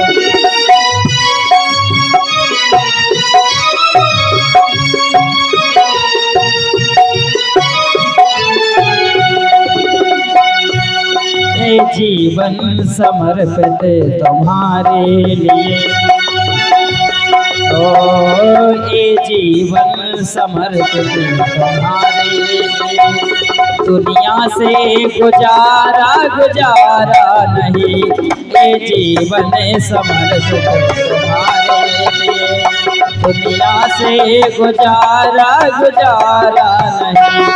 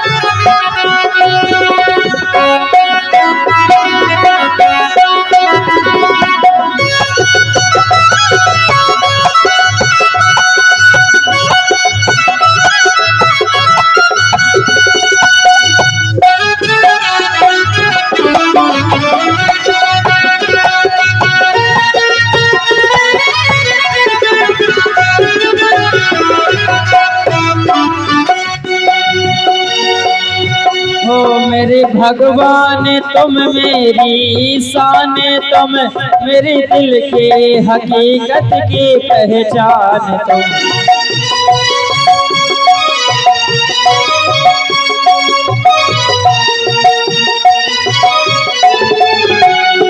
मेरे भगवान तुम मेरी शान, तुम मेरे दिल के हकीकत की पहचान तुम।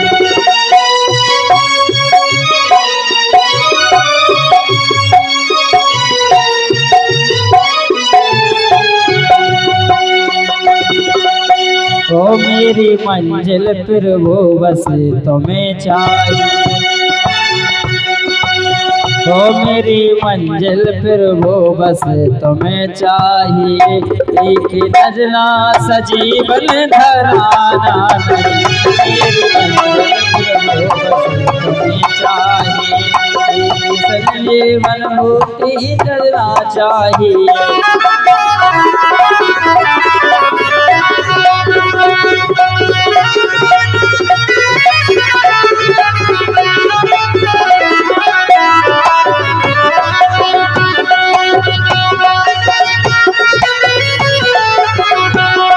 बंसी वाले तो करना नहीं, दुनिया का सहारा सहारा नहीं।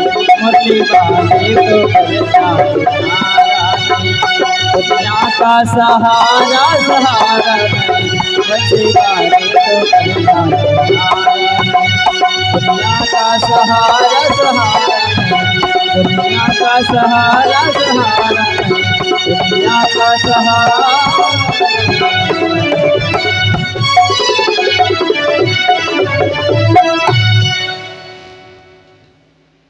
बोलिए बंसी वाले की जय जय।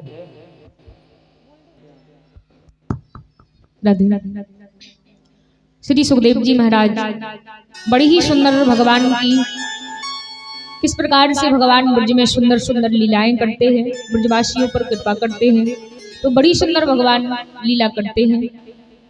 अब किस प्रकार से जब समय आता है कि भगवान को ब्रज से लीलाएं करके अब मथुरा को जाना है, ब्रजवासियों को छोड़कर के भगवान को मथुरापुरी को जाना है, तो रात्रि की कथा में हम सभी बड़ी ही सुंदर भगवान के मथुरा गमन, कंसवध, उद्धव चरित्र और श्रीहरि के पावन विवाह की कथा में प्रवेश करेंगे। तो सभी कन्हैया के विवाह की पावन कथा में ज्यादा से ज्यादा संख्या में पधारें और ठाकुर जी की पावन कथा का आनंद लें।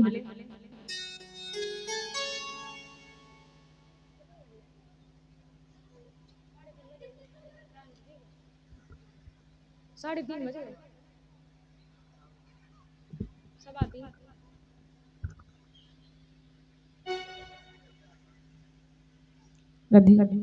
आइए,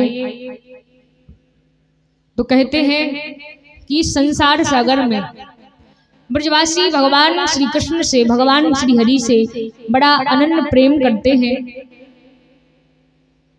हमारे यजमान जी महाराज जी का तिलक लगा करके सम्मान कर दें।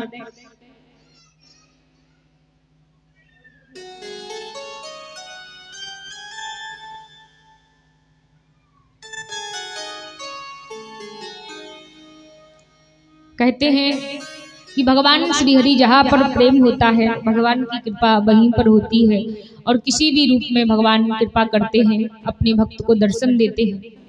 लेकिन कहते हैं कि संसार वाले व्यक्ति इस माया के जंजाल में, इस माया में संसार की इतने उलझे हैं कि उन्हें भगवान का नाम लेने का थोड़ा भी समय नहीं। एक छोटा सा प्रसंग है,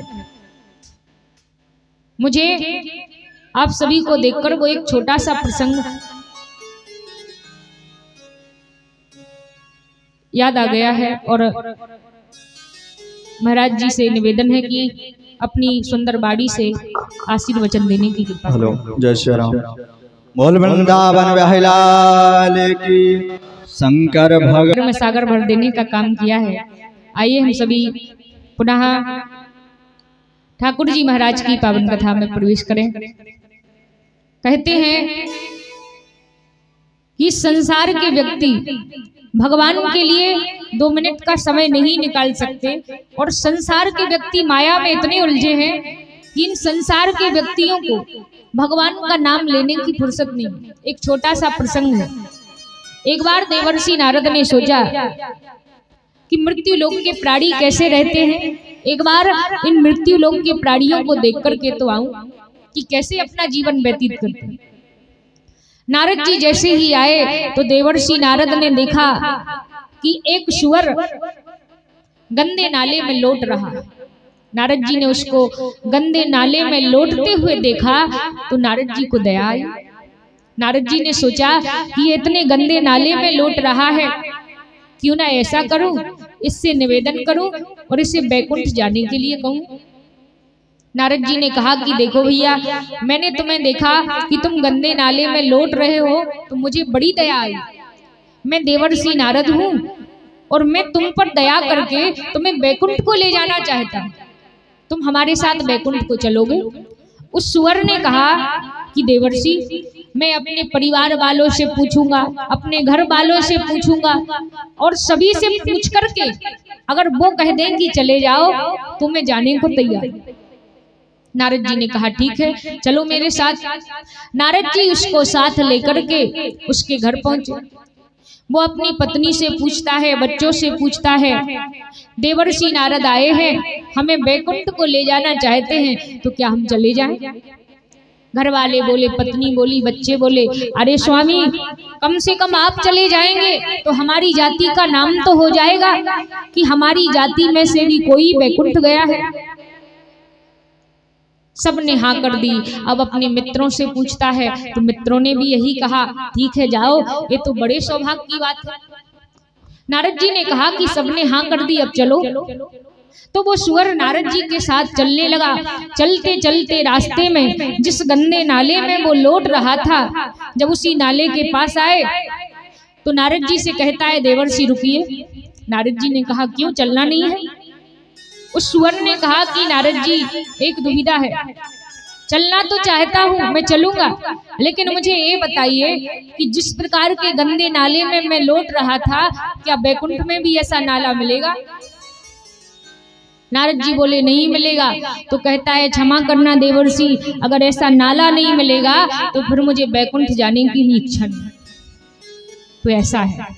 और 51 रुपये श्री नाथुराम शहरिया जमोरा निवासी 51 पत्र मुद्रिकाएं दे रहे हैं। बाकी बिहारी खुश रखें, अपनी कृपा बनाए रखें। जय श्री राधे, जय श्री श्याम।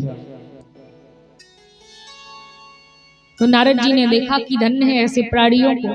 तो इसी संसार में कई प्रकार के व्यक्ति हैं जो एकदम माया में उलझे हैं, जिन्हें रात दिन माया के सिवाय कुछ दिखता नहीं है। उनकी स्थिति ऐसी ही है। स्वयं भगवान ही आकर के कहें कि चलो हम तुम्हें बैकुंठ ले जाना चाहते हैं, तो कहते हैं नहीं, हम नहीं जा सकते, क्योंकि यहाँ जैसी स्थिति अगर वहां होगी तो चलेंगे, नहीं तो जाने की इच्छा नहीं। तो कहते हैं ये संसार मिथ्या है, जितने भी यहाँ रिश्ते नाते हैं, जितने भी बंधन हैं, सभी माया के बंधन हैं। वास्तविक रूप से अगर हम देखें तो इस संसार में कोई किसी का नहीं। हर व्यक्ति स्वार्थ से जुड़ा है, कोई ना कोई हर रिश्ते में स्वार्थ है। अगर स्वार्थ नहीं तो कोई रिश्ता नहीं। तो संसार में सब मिथ्या है, सब झूठ है, केवल भगवान का नाम ही, जिसको अभी हमारे महाराज जी कह रहे थे कि राम नाम सत्य है। मरते समय हर व्यक्ति को याद आ जाती है कि राम नाम सत्य है। कहते तो सब हैं, जानते सब हैं कि राम का नाम सत्य है, लेकिन जानने के सिवाय हमें उसे मानना भी चाहिए। जानते हैं कि भगवान का नाम नहीं लेंगे, भगवान की पूजा नहीं करेंगे तो कुछ होने वाला नहीं है, क्योंकि सब कुछ भगवान की इच्छा से होता है। तो हम जानते हैं, ऐसा नहीं जानते नहीं, लेकिन उसको मानते नहीं। लेकिन कहते हैं भगवान की कथा, भगवान का सत्संग एक कलयुग में चलते फिरते तीर्थराज प्रयाग है। अगर आपको गंगा जी में स्नान करना होगा तो आपको हरिद्वार जाना पड़ेगा, प्रयागराज जाना पड़ेगा। गंगा जी में स्नान करने के लिए जाना है तो वहां तक जाना पड़ेगा, लेकिन कहते हैं कि हमारे लिए तो इतनी अच्छी सुविधा है कि हमें उस गंगा में जाने की आवश्यकता नहीं, वो भागीरथी गंगा है, वहां हमें जाना पड़ेगा। लेकिन कहते हैं कि यह भागवत गंगा है, ये ज्ञान की गंगा है, यह तो ऐसी गंगा है, ये चलती फिरती गंगा है, तुम्हारे गांव तक आ सकती है, तुम्हारे घरों तक आ सकती है, ये तो हमारे पास ही आ सकती है। तो कहते हैं कि भागवत रूपी ज्ञान की गंगा में भी जो डुबकी लगा लेता है, जो गोता लगा लेता है, उस जीव का उद्धार हो जाता है। तो ये भागवत कथा जो है ये किसी गंगा से कम नहीं है, ये भागवत गंगा है जो स्वयं भगवान श्री हरि के, श्री वेदव्यास जी महाराज के, श्री सुखदेव जी महाराज के, श्री शिव जी के मुखार बिंद से निकली। तो भागवत कथा की महिमा बहुत बड़ी है। जिस भाव से, जिस भावना से, जिस इच्छा को लेकर के हम कथा करवाते हैं, सुनते हैं, हमारी वो इच्छा पूर्ण होती है। आइए सभी ताली सेवा करते हुए श्री हरि के नाम का गुणगान करेंगे, इसके बाद आरती होगी।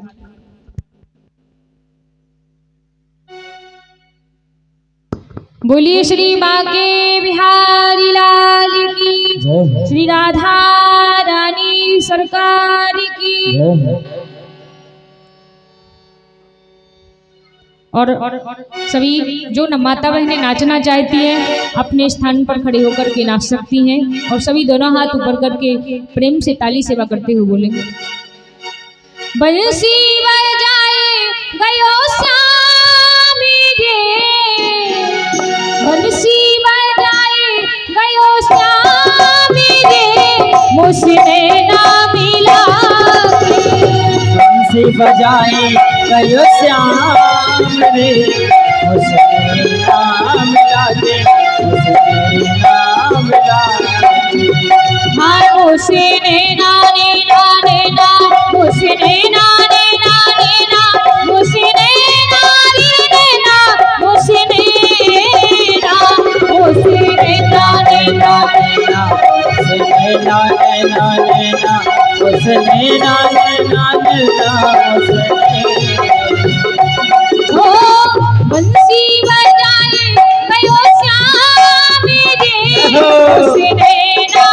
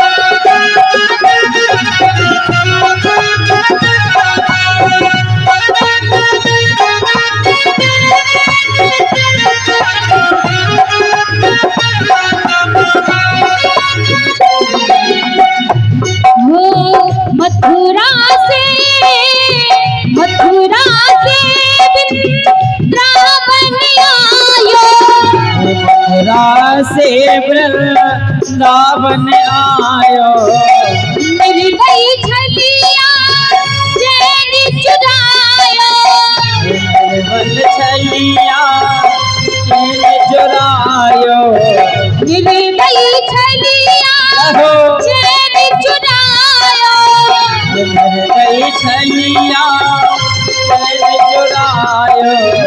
मटकी मटकी गिराए गयो श्यामी रे, मुझसे ना मिला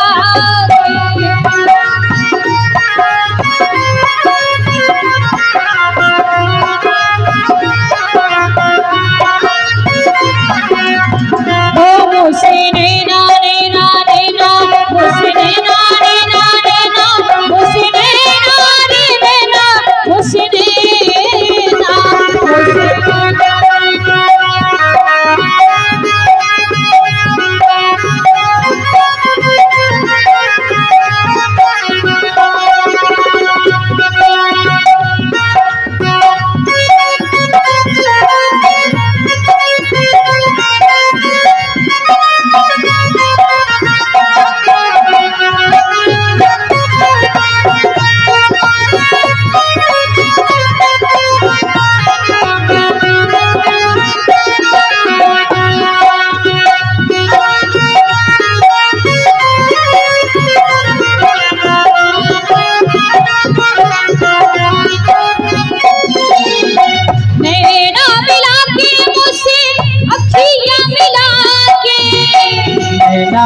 मिला के मुझसे अखियां मिला के, नैना मिला के मुझसे अखियां मिला के, नैना मिला के मुझसे नैना मिला के, नैना मिला के मुझसे अखियां मिला के, नैना मिला के बंसी हो बंसी बजाए गयो मेरे मुझसे नैना मिला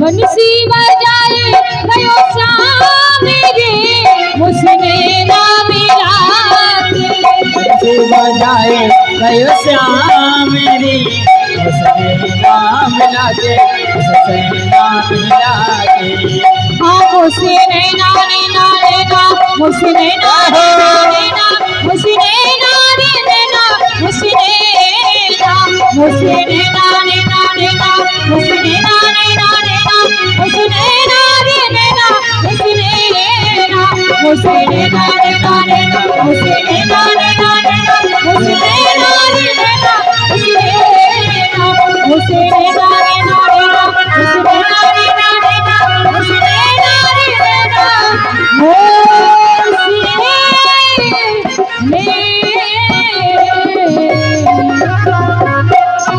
बोलिए बंसी वाली जय हो।